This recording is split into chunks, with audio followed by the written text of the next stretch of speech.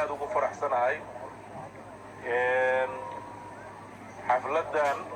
runtii muddada kooban lagu diyaariyay oo runtii sida wanaagsan loo soo abaabulay waxaan aad iyo aad uga mahadcelinayaa intii ka soo shaqaysay oo waqtiga gelisay waxaan garowsanahay magaaladan Sherbi oo ah magaalo taariikhiya magaalo baaxad weyn oo dhul ballaaran ku furan baahiyaheedana reer Sherbi baan oo igama mooga waxaan rajaynayaa baahiyaheeda wixii suuragal oo degdeg inaan qabanno siiba ceelka waxa ka xun dhaqsaan u qabanayna haddii ilaahay baahiyaha kaleeto oo aan aad ula socdana ilaahay idankiisa waxaan rajaynayaa waxyaabaha ka xiran degmada Waaciye iyo Sherbi way shaqaanaan arrimaha waxay naga hortaagan iska dhameeya oo konsolka iyo deegaanka dhista maxaa yeelay dowladnimadii idinka iska hortaagan waxaan rajaynayaa arrintaasna inaad gabagabaysaan safarkaan xigay oo halka aan marnayna waan ka wada hadalnay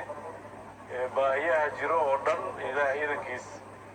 waxaan dhulka u marayno saacadda u guureynayno oo meelaha u arkayno waxa weeye inaan hadda wixii qabsoomana aan aragno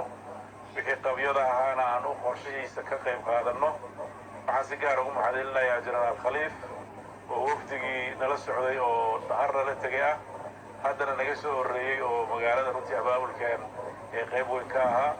waxaan u mahadcelinayaa dadka halka isugu soo baxay si gaar ah waxaan ugu mahadcelinayaa gabdhaha runtii ilaa galabta taagnaa oo calamada lunayay iyo odayaasha halkan taagnaa oo muddada dheer joogay iyo dhallinyaradii abaabulka waday waa waqti dambe waa inaga mahadcelinayaa inaan inaga mahadceliyo unbaa ahayd ilaahay idankiis ceelku isagu waqti badan qaadan maayo haddii wax halka laga heli karana tahayna dhaqsaa loo keeni haddii wax dalka ka maqan sidaan xogta ku hayo motoorka spare partkiisa uu yahay wax inta ka maqanna sida ugu dhaqsaha badan baa loo keenaya taas waxaan rajaynayaa inuu dhaqso u dhammaado